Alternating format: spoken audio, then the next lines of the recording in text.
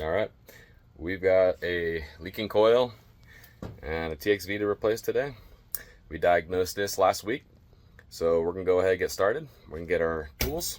We're gonna go ahead and start pumping down the system. But first, let's get it on. And don't forget gauges. I like the analog when I pump down stuff and do pressure tests. Let's get these locking caps off. Get our gauge on. All right, gauge connected.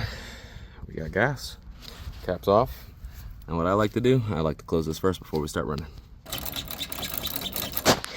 These thermostats, I like to just hold menu for about 5 seconds. System test. Oops. Hit cool. 1. There we go. Alright, we've mostly pumped her down. We just got a tad bit of gas left over. So we'll go ahead and release it.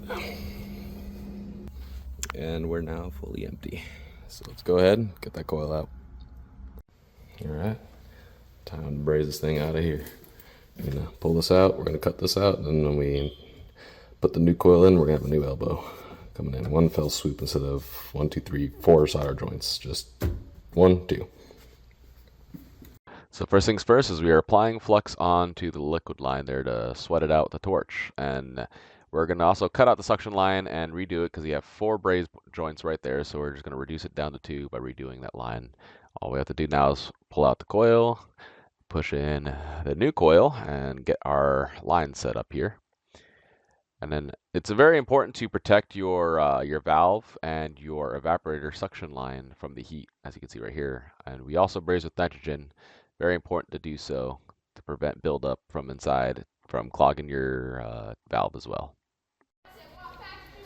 The coils in, brazed in. All you gotta do is get these put together, and we'll be good to go for a pressure test. All right, we got it all connected up. I'm gonna get me a clip for this because Trane sent me a zip tie kit to do it. So if you don't believe me, here it is. Really all it is zip ties. So we'll try see if I got extra clip. If not, I'll have to make do. Old dryer out, new dryer installed, and we're on a pressure test. We got the vacuum set up, icon gauge. We got a 3/8 hose and a 5/8 hose. And we also hooked up one side of our gauge here, just to kind of see how we do. Here we go. Got our new panel. Everything's all tidied up. We got that there to help to fight the Zuigla. Getting it tidied up.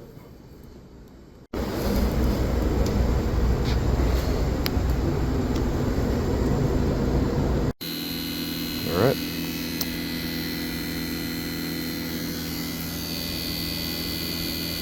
Microns, we have closed that off.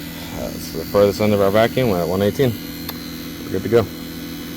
When I backseat these valves, I always like to put a little bit of nylon in there. This was squeaking when I first closed it. Now it's nice and not squeaking. And it seals around. They likely burned this valve when they were brazing in this condenser when they installed it. Rock and roll and ready to charge up. We'll go ahead and start her up. All right, we're down 4 degrees. Everything is all packed up. We're all back together. Running a 20-degree split, 8-degree subcooling, and we got a new coil. Hey, Brothers Mechanical.